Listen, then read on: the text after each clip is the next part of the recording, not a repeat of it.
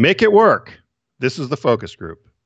This is the Focus Group with business insiders Tim Bennett and John Nash. I fought worse monsters than you for years in Hollywood. I know how to win the hard way. We're all business, except when we're not. Don't f with me, fellas!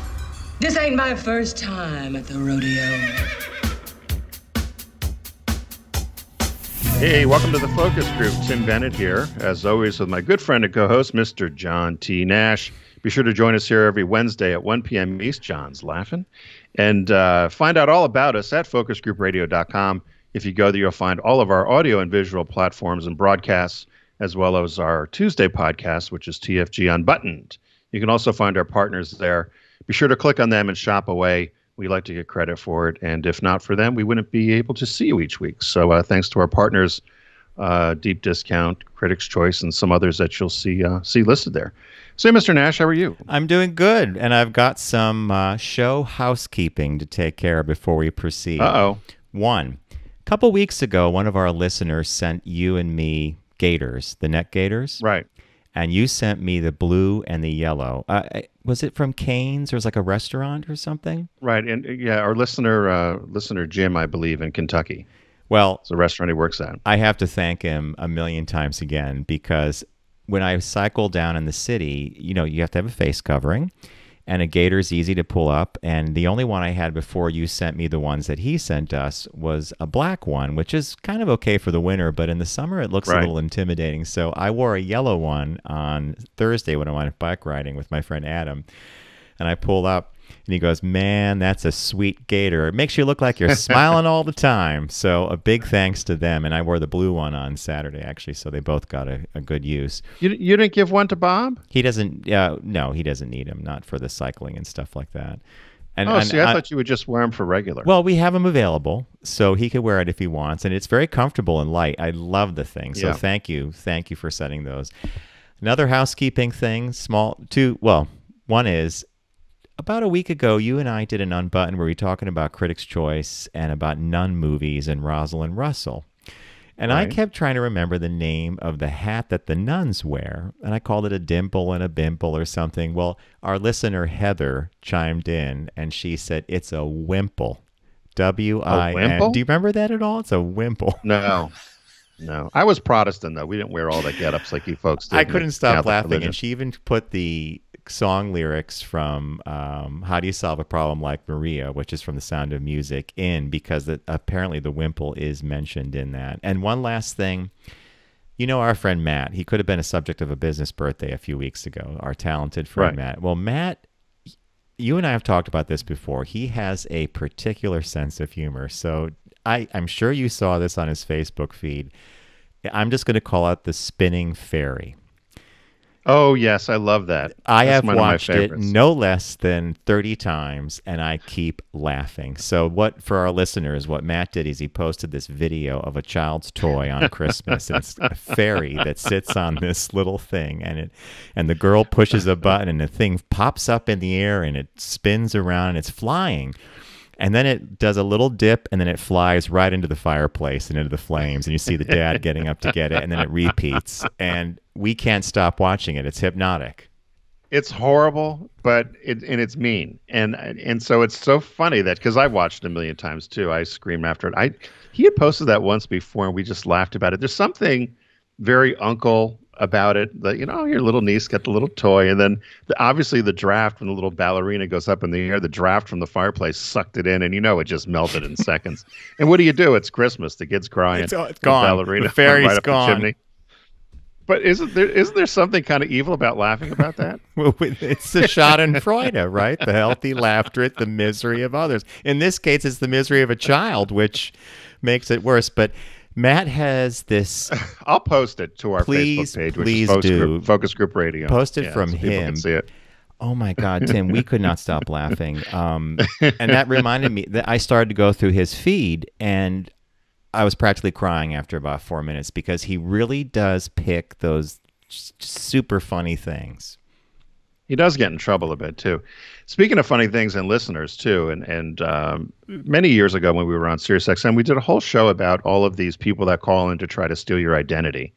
So these, Rachel and Card Services, or these people, there's something wrong with your computer, Microsoft, they're calling to try to get your IP address. So this weekend, for whatever reason, I'm on the list again. So I got 4 different calls. 4? And Richard was here dying. So as soon as they come in, they were coming either from New Orleans, was the address, or unknown. So you know right away what it is. And each time the English is so poor from the person threatening that, I'm going to go to jail because my computer's been compromised and they need me to get on and give them all the information on my computer. Listeners, I'm sure you know this, but I have to tell my mom and my dad, nobody's calling you that something's wrong with your computer, so don't give them information and don't try to get them to go on, because people do, right? They get into your bank accounts, get your passwords. So we had a listener one time that called in and said he used to always try to string them along as long as he could. Oh, I love this. And then ask them about what kind of panties they're wearing or whatever. So this weekend we were dying. So Richard we had one on, and I strung them along on the board. I couldn't read the keyboard. I was really confused, and I had it for about 25 minutes, wasted their time. So an hour later, another one calls, and it's this young kid, had a slight English accent, but was obviously from Mumbai or wherever they're calling from. So he starts in, he said, I need to help you with your computer. I said, you need to tell me what kind of panties you're wearing. You did you really? I don't even have the balls so to do that, he starts giggling. He goes, what? And he's giggling, and he's getting giddy and very excited about it. I said, I want to know if you're wearing panties. Are they pretty panties? And he's giggling, and then he's whispering, why do you want to know if I'm wearing panties? And then so Richard couldn't believe it. I had him so strung up. This kid was so excited. And he was getting off on the talk. I was going right down the road with him about panties and how sexy he was. And I bet he looked really cute in them with his fine little butt. And, getting dirtier and dirtier with him on the line. And he's getting crazed, excited with it. And then finally, I think a supervisor came. He had to hang up. But I had him going. Richard couldn't believe it. He's like, I can't believe you're doing that. I can't believe you're doing it either. What else are you going to do? I love it. I must be on the do call list. The do call. I'm on the do call list because I got 5 of them or 4 of them this Sunday alone. Looking with my computer being down. But have you started getting them again? No, and I don't understand why. But when they do come in, like they're not a lot. But lately, if they do, it's a batch. Like I'll get 3 or 5 in a row, and the call origin always changes. It's like sometimes it's in Albany, one time it's in Virginia, then it was in D.C. Yeah, it's crazy. Well, I told him when he asked me what was on the screen, I said a picture of my big penis. Did you? Big fat penis. Did you really? And he's like, oh. Wow. Wow, yeah, I hit the jackpot with that's this the thing where you put the fishing line out, you reel them in, and then right before they get to the boat, you cut the line. My God. Anyway, yeah, that's what happened. So, Mr. Nash, what caught your eye this week? What caught your eye? Here's what Tim and John found. All right. What caught my eye this week is street finds. And the headline reads, New Yorkers revel in gold mine of free street furniture fueled by the event. Now, that's not what the headline said, but we have to refer to it as the event or we get dinged. And so basically, it's this idea that people pick up stuff off the street all the time. And the hotter months in New York were always a peak time in the Big Apple for move in, move out, and relocations. And of course, the event changed all that and created a curbside gold mine of things that people just aren't taking. Mid-century furniture to one-off antiques. Here's how the article says it. Home decor of the highest caliber has been plentiful and free for anyone lucky and quick enough to pluck them off the concrete. So a site was started, or an Instagram page, and it's a couple things. There's something called Stooping NYC. So if you see something on a stoop or on the trash, you Instagram it and you tag the neighborhood, and people start like trying to get there to get it. And there's something called Curb Alert NYC. So for many people that do stooping, and by the way, I'm victim to this when we moved out of college. When you get tired of the milk crates and the board across them as your coffee table, and you see something down the road stained and dirty, but hey, it's a table. I'll take it.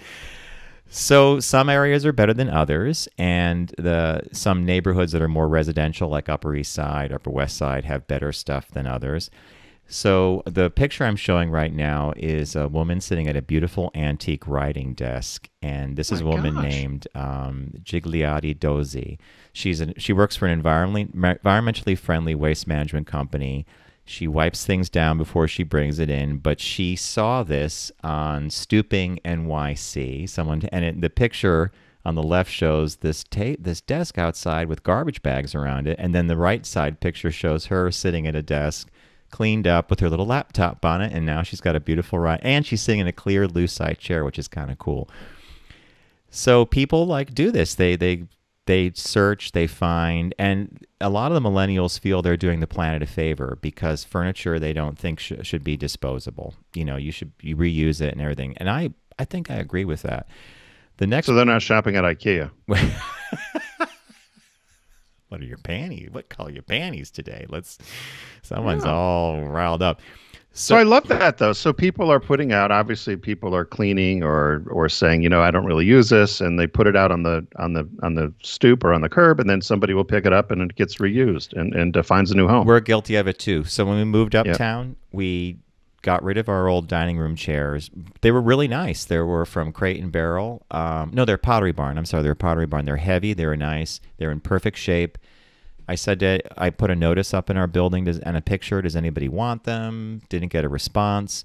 So our super says, just put them in the garbage room. We'll put them out on the curb. So we watched, because our window looks out to the street, and we watched, and someone came along and picked those 4 chairs up. I couldn't be happier. That gave Bob the idea that we could get rid of our couch that way. And someone picked up the couch. Again, the couch is okay. You could use it. So the next picture I'm showing here is this guy who picked up this 2-seater. I love these little, like a love seat size, right? And for smaller apartments or small spaces, it's a perfect scale. This guy's name is Justin Lucero, and he saw this pop up, and even though he had an upcoming Skype or Zoom meeting, he hightailed it to the neighborhood where this was, and he beat out all the other stoopers, brought it home, cleaned it up, and then the picture shows him sitting on it. I think he's out in Queens or Williamsburg, because you could see the city in the background, and his dog sitting on the other thing, cute dog. So yeah, New York's revel in gold mine of free street treats. So they're doing that in the suburbs. Well, in Philadelphia, they do something called Curb Alert. Curb Alert? They probably also do in New York. It's called Curb Alert. Same sort of thing. Like, I put out an armoire and a TV set, and then everybody runs to try to get it. If you had a secondhand store, it actually is great, because what used to happen is people would usually go around depending upon the day, the day before trash was to be picked up. I used to see it in Philadelphia all the time. People would go around hunting for treasures on the streets of things people put away, or collecting metal, because metal had some value to it. But so now, if you want to just put something out, there's an app, something you do, Curb Alert. Curb Alert, I like it. And I put out one of those old huge Sony Triniton TVs that worked well, but probably weighed 500 pounds, and nobody wanted it. It was the same sort of thing. I thought, does anybody want a TV? But no, everyone wants flat screens. But as I was putting it out, this guy stopped with his pickup truck. He said, "Are you getting rid of that?" I said, "Yeah." He goes, "Oh my God, my kids would love this in the basement to play video games on." I said, Perfect. Yeah, it's perfect. I'm glad somebody could use it. There you go. So now I have an inkling of what you're going to do, and get ready, listeners. This is a good one. Well, I saw this, and so the headline is, Houston is home to Texas's first drive-thru strip club. And then as I dug into the story a little more, they weren't the first, but the first drive-thru strip club just happened recently, called the Lucky Devil Lounge in Portland, Oregon. And then this Vivid Gentlemen's Club in Houston joined them. So quite frankly, what's better? We all know how a drive-thru works, right? What's better than food and strippers in your car? You don't even have to leave the car. Or a drive-in movie, right? You could do the strippers, the food, then the movie. Right. It's a pandemic paradise, right? I mean, it's wonderful. So you aren't allowed to. So during the event, what's happened is people, strip clubs or gentlemen's clubs were not considered to be essential. But a lot of the workers said, you know what, we are essential, because we are a lot of times single moms. We have to put food on the table. We have to work like everybody else. And this is a job, and we need to earn money. So the fact that they weren't included, because they said they straddle a fine line, the governors in both states of Texas and Oregon were straddling the line. It's not really a restaurant. It's not really a bar. It's kind of entertainment. Kind of. And they said, so what they're trying to do, some of these strip clubs are trying to get new licenses to be more restaurant focused. So what this club did in Texas, in Houston, the Vivid Gentlemen's Club, they modeled it after the Lucky Devil Lounge. So what happens is, how a drive-thru works. So you drive up, and then you order your food. And it's typical, you get nachos, a burger, whatever. You could grab a 6-pack of beer, and then you wait in line. And then you go through kind of this gauntlet of white tents. And the strippers are there in the poles. They're wearing face masks. They're on poles. They're dancing. It's the usual thing you would see as you're waiting for your food to be prepared. So you go through almost like you would go through for testing, right? So you go through this gauntlet of white tents. And you're allowed, in Texas, you can do 2 songs. You got to do 2 songs by the time you get through. In Oregon, they move you through a little quicker. It's only 1 song unless it's not busy. And then they said the girls are enjoying it. They're behind a kind of a metal barricade, and the guys throw the dollar bills out the window. And they said the asphalt's littered with singles. And each girl's making about $150 to $200 a shift. They said far less than what they would do in the club. But they're still earning. But they're earning some money. So, and then when you get through the gauntlet, you pick up your food and off you go.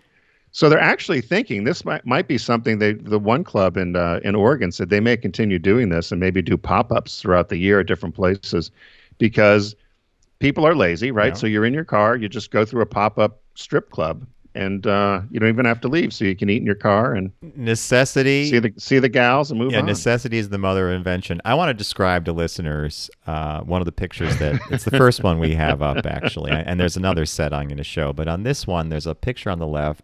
It's showing the cars progressing through the white tents. The girls are behind movable metal barricades. There's speakers that are on stands. There's balloons. There's neon. They clearly tried to make it festive and fun. And the girls, it's like Great Adventure. Yeah, the girls were like on a drive-thru Great Adventure. But the detail that was most compelling to me was they must clip something on the hubcaps of the cars, because it's like the chariot race in Ben-Hur when the chariots got close, the spinning blades, and Judah, Ben-Hur, the chariots spiked.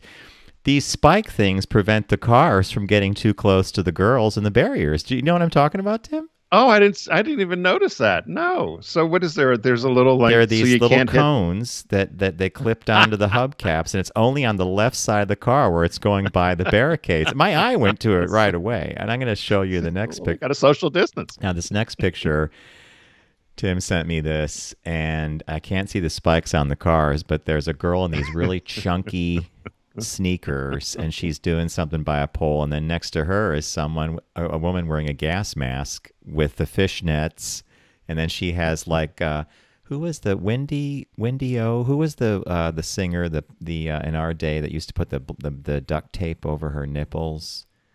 Oh, I think you're right, Wendy. The plasmatics right? or something. Yeah. I'm trying to remember. Yeah. And she crashes into a wall of TVs. Remember that MTV video? So, Tim, you'll have to later on look at some of the pics you sent and look specifically at the hubcaps, and when you see those, you're going to laugh, because designed to not let you get close to the girls, right? That's one thing I love about American ingenuity, right? I mean, here the club owners said, listen, they wanted to put the girls to work. They're not making a lot of money, but they're providing a service, and they've been busy. And the girls said they like it too, because they've been able to try out new costumes, different skills, and sometimes being outside is fun. And but the visual to me, I would definitely, if you and I were doing one of our road trips, I would say, John, let's drive through. Why wouldn't you, right? You get in, you get nachos or a burger, whatever, wings, whatever we're going to order. And then you go through the gauntlet of the tent and you see the boom, boom, boom. And then you pick up your food and you leave. I mean, to me, it's brilliant. Yeah. I am very impressed with that caught your eye. When the pictures came through, there are times, and caught your eye works this way. Tim came up with this segment because it actually relates to his grandmother, who used to have him bring an item of interest from usually the newspaper to the table. Yeah, talk about it. Yeah. But we don't share these things until right before the show, and obviously for production purposes, I have to look at this stuff. But all Tim sent was the headline and the pictures. I couldn't stop laughing. I'm like, can't wait to hear this one. So there you go. So, hey, our business birthday today. Everyone does celebrity birthday greetings, but the Focus Group is the only show in the universe that celebrates business birthdays. So born today, Wednesday, July 29th, in 1953, is Timothy Mckenzie Gunn, or you know him as Tim Gunn. Yep. 67 today, American fashion consultant, television personality, actor, voice actor, as well as an author. He served on the faculty of Parsons School of Design from 82 to 07 and was also chair of the Fashion Design School. And also he joined Liz Claiborne, now Kate Spade's company, as chief creative officer, but known mostly for his 16 seasons on Project Runway, which was a Bravo and a Lifetime Tim, TV show. 16? 16 seasons. Have we really been fans of the show that long? Well, you know what happens with a lot of these reality shows? I think if they do 2 a year, so let's say 2 seasons, we would think of that as a year. Because I was trying to figure that out. Has it been 16 years? But they said he started in 2004. Yep. So maybe it is, right? I guess so. It is yearly. And he's done a bunch of other projects. John and I had the pleasure of I'm showing that picture now. Yeah. Right, of having him come on favorite to our guest, show. One of our favorites. Yeah, and I don't know what year that was. It was probably 2012, maybe. I'm not even sure. Oh, Tim, when he was on, I have to look up the date. 2011. Andrew was working with us, and he ran into Tim Gunn and got him to come on the show, if I remember correctly, right? Right, and what I loved about it most, SiriusXM was a real pain in the ass with us about guests. Oh yeah, and there was a time actually John and I were going to have the Pet Shop Boys on, and literally the day before they were to come on, they squelched it and got involved. So we didn't tell anybody about Tim Gunn. And because they've been trying to get him, and we were the only show in OutQ that he had gone on. Yep. And then remember, you used to have to put the list up every week of who was going to be on the show, and I would always write Madonna just to get them all spun up. It was Derek Hartley was would one go, of those white on the focus group. boards. Yeah. And then Derek would always say, and apparently the focus group's got Madonna on tomorrow. Because you had to promote the show coming next, which would be us on a Saturday morning. But so Tim Gunn came on, and John and I were always marveled, and John's showing the picture of him in the studio with us.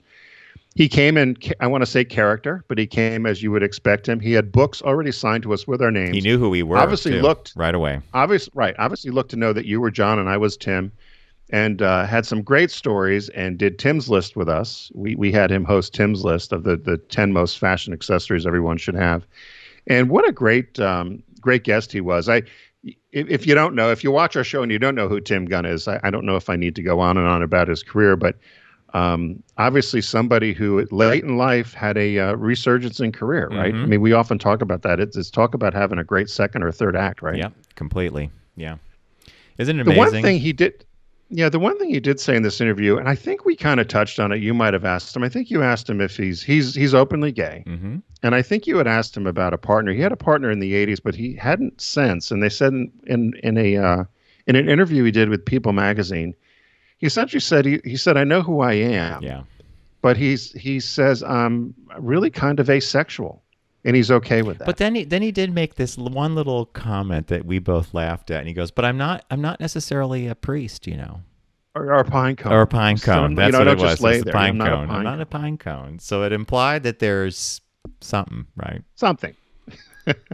But what a fun guest he was, and I was glad that he'd come up as our business birthday, because John and I often mentioned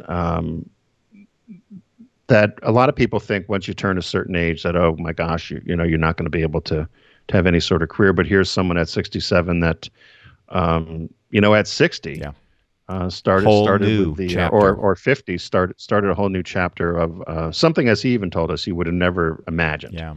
And I think one of the course reasons his catchphrase, make it work. You and I love him so much because we both really admire mentors a great deal, and I think he actually talked about that in the interview with us, about how when he was the head of multiple brands, he was a mentor to many of the designers.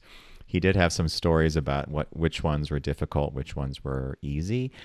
And then on the show, clearly he plays the role of a valued mentor, a voice you respect and input you want. So that's been an important part of our careers, so I really relate to him on that level. And besides which, just a superb gentleman. And he really came that day when he when you gave him the list, and it was great because it's Tim's list and it was Tim Gunn. He juicy. He was great.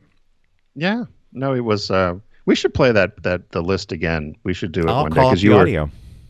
Yeah, that'd be a fun thing to maybe in honor of his birthday. We'll post it to our Facebook page with just the list, him doing the list, because that was fun with the listeners calling. You and I have been threatening to do Tim's list via this platform, like YouTube and Facebook and like Us Live. We think we have it figured out. The problem is the list, unless you invented it, like Tim's favorite foods, you can't Google that. You got to like guess. Pizza. Hamburger, pizza. Vanilla ice cream. Fine too. Yeah. All right. We're going to take a super quick break. And when we return, we have a shop talk about memory. So don't forget to stay with us, and we'll be right back. All right.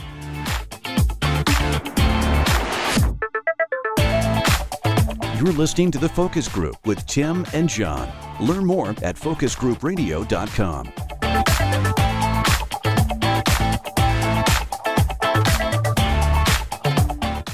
Now, back to The Focus Group with Tim and John. Glamour today is nothing but a tight skirt, loose hips, and wet lips. An entertaining look at the world of business. Make it work. Make it work. Make it work. Work. Hey, welcome back to The Focus Group. Of course, make it work. Our business birthday this week was Mr. Tim Gunn, whose famous catchphrase was "Make it work." So, again, happy 67th birthday to Tim Gunn. The shop talk this week, John had found, and I scratched my head a little bit. We've all been confused, or not, I shouldn't say we've all been confused. I'll say for me, when I meet somebody will give me their name, and I will say it to my head. So, hi, this is, Eloise Sonberg. I'm like, oh, okay, Eloise, nice to meet you. And then 3 minutes later, oh my God, what was her name? I forgot her name. And I have a horrible time doing that. What I start to do now is I try to write things down, or I'll try to secretly in my phone maybe type in a name. Because particularly in this new neighborhood I moved into, I'll meet people and neighbors will stop by and I'll have no idea when they stop by again what their names were. And so this whole little piece in Shop Talk was really talking about how to hack your brain to remember almost anything. But the reality of it is, and it does take practice to do it. And so I was trying to think about, as I went through, there's 5 different steps they say you need to go through to help you remember things. But in trying to, in reading this article, I thought, for me, it still would be somewhat difficult, I think. I don't know. Do you have a good memory, but are you good with names and like counting cards? No. Which, one of the things here. If I went to Vegas, it reminds me of the movie Rain Man. Tom Cruise, Dustin Hoffman, and Dustin Hoffman, had the ability to do a lot of math stuff. It's like what they call that savant. Right. And he could count the cards naturally because that's just what he did. I can't do that. But reading the article, I did find a few things in here that explain why I have a good memory about some things and no memory about other things. Names is hard. So I get around the name thing by this. When we were doing like a social event or something, right, I always say to somebody, if I see them a second time, I'm allowed 3 strikes before I'm out. What's your name again? So the repeat principle works for me. So if someone's had to tell me their name 3 times, then I might actually remember it. And I try to, but hopefully we have name tags too. The power of 3. Yeah. But so in this article here, they talked about, for instance, they used the 7 wonders of the world and trying to remember example. those. Yeah. Right, and some the process you would go through, and then before we get to that, he also said he has remembered pi out to 10,000 digits. Crazy, right? But I thought to myself, why would anybody want to, what would that possibly be good for? Unless that skill that he developed is good for counting cards at Vegas or whatever he's going to do. But I thought, to remember pi 2.14. And then another 900 and another 90,000 numbers. I don't know. I could be mistaken, but I believe the number sequences repeat. And you just have to know when the sequence gets to a point where the chain starts again. But it does go on and on and on. But there is repetition, but it's a large chunk of numbers. Anything more than 5, right? I'm doomed. But that's where I thought, what is even the point? What's even the point of it? So for the memorization, then, so he goes through this list of of things you should do. So there's 5 steps that you should follow to help you remember things. So what was the first one? Start with strong images. So he said, and he brought up the 7 wonders of the world. So, for example, if you're trying to remember the Great Wall of China, that's a pretty easy one because you just think of the wall. Or in my head, I summon up a very classic picture of the wall climbing up a hill, and there's a tower, and then in the green. That's not a hard one for me. But then he mentioned Petra. And do you know what Petra was one of the 7 wonders of the world, and I can't even sum it up in my head. But apparently, associating an image to the memory is a key to forming a strong and lasting memory. Well, it says an image of your own pet. I don't know why he picked that. Like that's like almost like a hack, like a trick, right? Yeah, So here's one for you. One of the 7 wonders of the ancient world used to be the Colossus at Rhodes. Do you know what that was? No. It was a lighthouse that was apparently an enormous figure of a man holding a torch up, and he straddled like one foot was on one side of the harbor, one was on the other, and ships would sail in under that. The only reason I could ever remember the Colossus of Rhodes is because I'm imagining a giant guy holding the torch. Like the Jolly Green Giant. Perfect. That's exactly right. Yeah. So number 2 was put those images in a location. So the next step is to put those strong mental images that you have in a place that you're really familiar with. So in his example, he placed each one of the 7 wonders on a route through his house, starting with a wall in his entryway. Then Christ, representing Christ the Redeemer, lounging on his sofa. He said the weirder the better, but that would not have helped me. For Christ the Redeemer, that's the statue in Brazil, right? The one at the top of the I would not have thought of him. Yeah, no. But this is where I was kind of confused by this because I thought, okay, I don't remember the 7 wonders. Where did I start? Oh, a wall. There's a wall in my house. Okay, there's a wall. Great Wall of China. Great Wall. Now I'm going to go into the living room. Christ is going to be laying on the sofa. Christ. I guess you're creating a story, right? Yeah, and we remember stories the more we tell ourselves the stories, right? Yeah. Number 3 was pay attention, and it says remembering 7 weird images for the wonders of the world shouldn't be too hard, but when you're memorizing 10,000 digits of pi, you might need a little more in motivation. And then he says, I would tell myself this mantra: I want to memorize. I want to memorize this. I want to memorize this. This reminded me of There's No Place Like Home. There's no I will place sell like this home. house today. I will sell this house American today. Beauty or Wizard of Oz. Our memories are working fine, Tim. I'm telling you. I will sell this house today. There was a well, it's similar to Kings play chess on fiberglass stools. Wasn't that Kingdom Phylum Class Order Genius Species? Kingdom Phylum Class. Yeah, I forget. Kingdom Phylum Class Species. Yeah. Kings play chess on fiberglass stools. And that was the way to remember the stacking order for exactly. Yeah. The number 4 is break things up. So for very large numbers, he uses pi again, or a long sequence of cards, for example. It helps to break things up. Dellis turned each 5-digit chunk of pi into an image that he could easily remember. So again, what I thought here, okay, you're going out 10,000, so you got to remember now 2,500 images. Yeah, I read the and same each image way is going to represent a number of numbers. I just thought that, to me, that's even more difficult. Yeah. But I often marveled about people that could count cards. I think Marianne's dad could do that. Mr. C, huh? Our friend's dad. So if you went to a casino and they had 9 decks of cards, right? So you'd figure there's going to be 9 decks. There's going to be 9 times 4, 36 of each face card, each suit, right? Yeah, exactly, right. But I was trying to figure out how would people count? So the cards are thrown. Oh, Tim, how could you remember? How do I know that 17 aces? Yeah, 17 aces were there, and 7 queens of hearts had been played. You'd have to remember that many queens or jacks or threes or.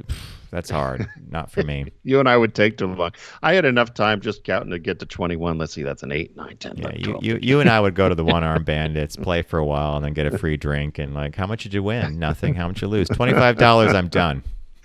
Because we don't gamble. What was number 5? Finish up by reviewing. Once you've got your images sorted and your memory palace populated, you must need to really make sure that they're going to stay in your head. Most memories never make it into your long-term memory, and this I've heard before. That's why it's so important to repeat the information to transform a short-term memory into a long-term memory. As I read that, I puzzled about something. So last night we tuned in on Turner Classic Movies. We came in halfway through the movie Arthur with Dudley Moore and Liza Minnelli. And Bob, who has seen it before, said to me, I never really realized how well this was written and how funny it is and how it still holds up and how great Dudley Moore was. He plays a drunk really well. He was never drunk on set, but he did it well. Movie ends. Christopher Cross starts singing, The Moon in New York City. When you get lost between the Perfect, moon Tim. and New York City. I start singing, and I'm just singing, and I'm doing all the lyrics, and I look at Bob, and he looks at me, and his mouth's hanging up, and he goes, how the hell do you know that song? He goes, for that matter, how do you remember all the lines in the movie? And I thought about it. I thought for a minute, well, it must be music, right? Like I had the soundtrack album. The song was a hit. So I associate a lot of my memories are associated with music, and I wonder if you're the same way. A little bit, but you're very good with dialogue, and I think it's because you're such a student of movies. But you're very good with remembering dialogue from movies, and it could be repetition because if you've seen something, for instance, how many times have you seen The Wrath of Khan or whatever? Hundreds, maybe thousands, maybe right? Thousands. You could probably stand in. Exactly. But even as a little kid, you said you used to listen to, you would tape Star Trek episodes, and you would put your little earpiece in and you would listen to it. So my guess is you probably knew exactly when something was going to happen and when it would occur and what the sound would be. And so if you do the repetition enough, I could understand where you would say, I can remember this and what you associate something with. But this, to me, these 5 things that he went through, while in theory, I think I would really like to do this because I think I would like to remember things better, whether it's a shopping list or friends' birthdays or whatever. But I'm not sure. I'm not sure I would be able to employ those 5 things well. You know what? I'd have to have a different set of memories. I'm thinking I would employ this more if I was going to be giving a pitch to a client so that I had no need to refer to my notes. But this is a strange way for me to think of putting things into long-term memory. I don't function that way. And however, as we get older, maybe we're going to start needing some of these tricks, right? Right. Well, it's if you were doing a pitch for business, but you would also say, okay, we're going to pitch the business. It's 1, 2, 3, 4, 5, whatever the 5 things were. And my guess is one thing that you would say would lead into another based upon a trigger word or something. Maybe it's the same thing. It's just we don't see it as academic as this. This seemed to me to be almost very academic or cerebral.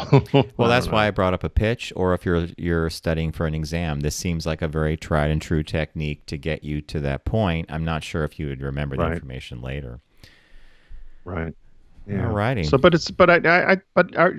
I do like the idea because there are people that I meet, and I would like to do a better job of being somewhere and remembering people's names. You do okay. You do okay with that. Well, I remember odd things about people too, and it causes trouble. You've often told me to shut my mouth. You're like, don't mention that you know blank blank blank.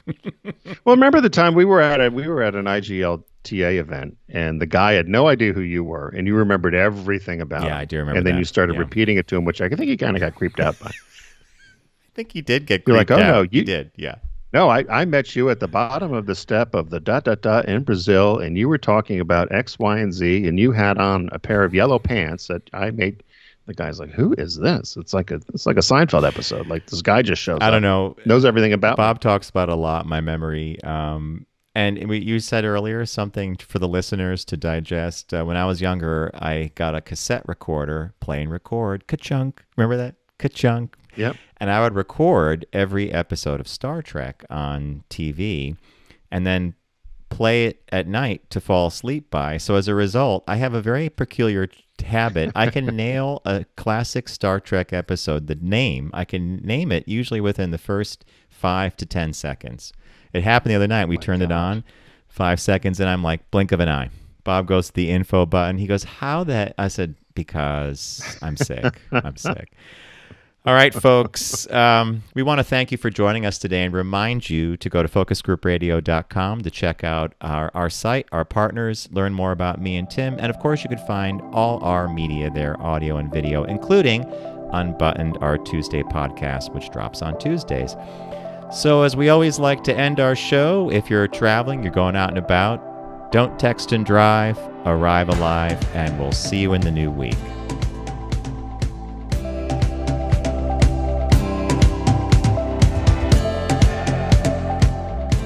It's The Focus Group with Tim Bennett and John Nash. Accessible on all platforms. Subscribe, like, and rate us on your platform of choice.